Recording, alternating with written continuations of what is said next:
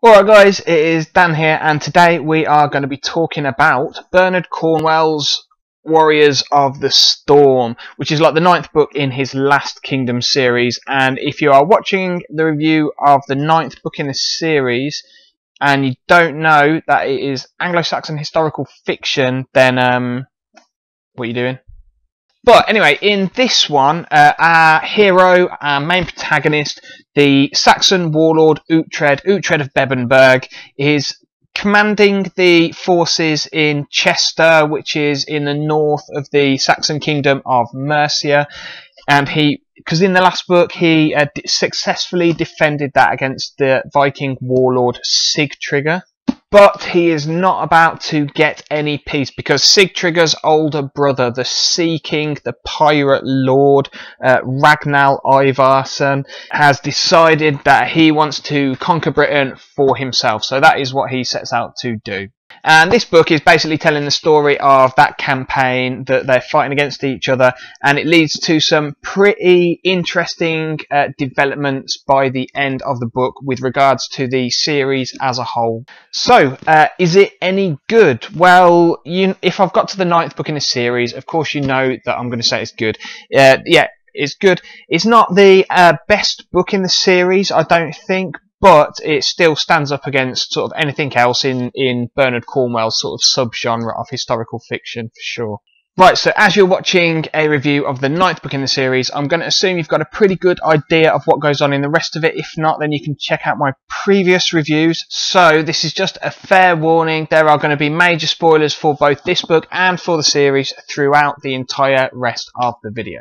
So, with that being said, I think the first thing I'm going to say is that this book has a much darker tone than previous entries in the series. There's some really brutal stuff in this at points, especially after the reappearance of Breda, who you will remember from earlier in the series. She was one of Uhtred's childhood friends, who then becomes this sort of Viking witch as she gets older. And I think with this book being published in sort of, when was it, 2015? Yeah, 2015. This is kind of on the back of the real height of popularity of Game of Thrones, and I think you can really see the influence of that darker tone in, popular media in general being portrayed in this entry. And that sort of bleeds over into more of a thematic focus on how the sort of, I guess how the more successful warriors are the ones that are not constrained by particularly Christian notions of morality in this book. And that's shown sort of not only with the Vikings, but also with obviously Uhtred, the sort of hero, because he is a pagan himself and a very successful warlord, and also quite happy to indulge in a fair share of head chopping off and limb chopping off and scare tactics himself.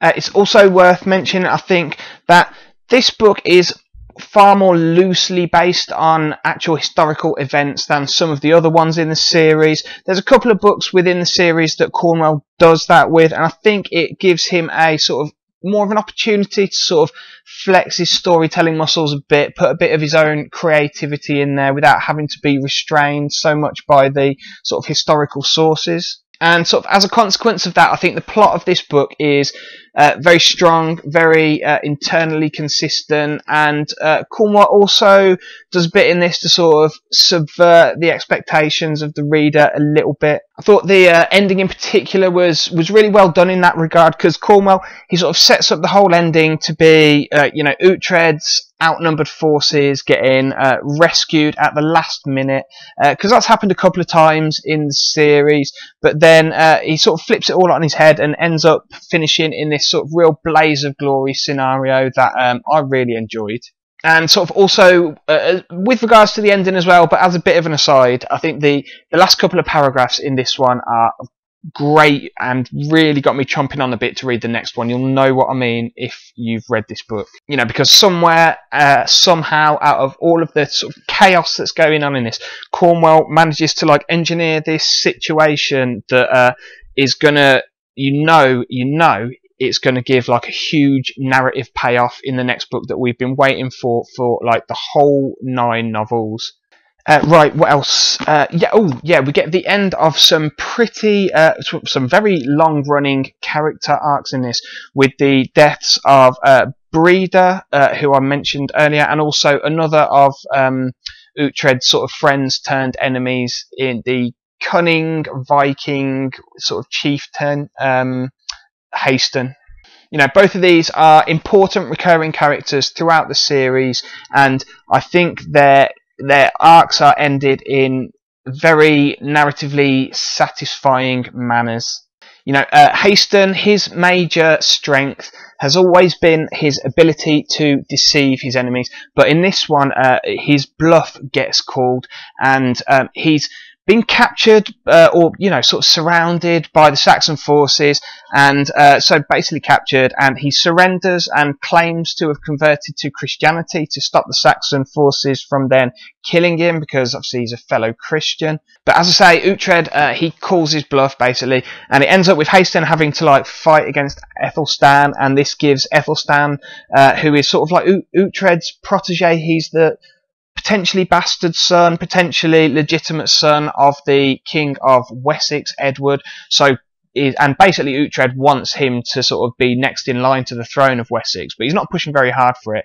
But anyway, he uses this opportunity to give Ethelstan a bit more reputation, a bit more fame about his battle prowess by killing Haston. And then when Haston, you know, has been defeated, and he goes to sort of like grab his sword, because, you know, the Vikings, when they die, they've got to be holding on to their sword, otherwise they don't get into Valhalla, like their heaven. You know, because Haston lied about wanting to convert to Christianity, Uhtred is like, nah, why do you want to hold your sword? You're a Christian. Christians don't hold their swords. So because of his sort of like deception and his bluff being called, he then doesn't get to go to Valhalla. So it was a sort of, yeah, very satisfying end to his character arc, I thought.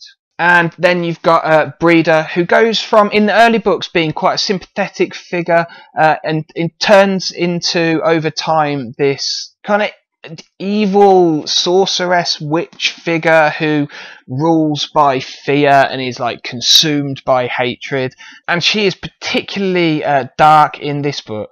And again, her sort of greatest strength is flipped around to be what ends up getting her defeated in the end, because you know, she rules by fear, and as it turns out, people who are ruled by fear are not particularly loyal if you're not being successful in your leadership of them. And, you know, so it proves to be in the end for Breeder, and that's what does for her.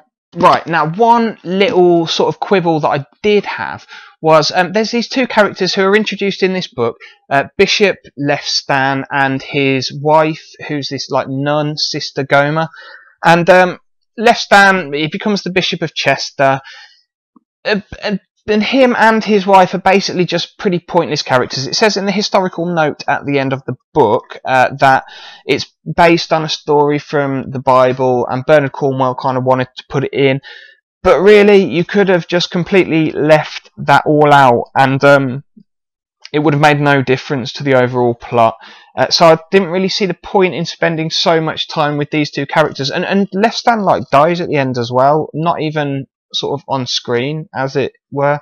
So yeah, that was a bit weird, especially because I thought that Finan's sort of subplot in this, where he is sort of, his brother comes over from Ireland, he's a mercenary serving with the Viking army, but he's got this like feud going on with his brother.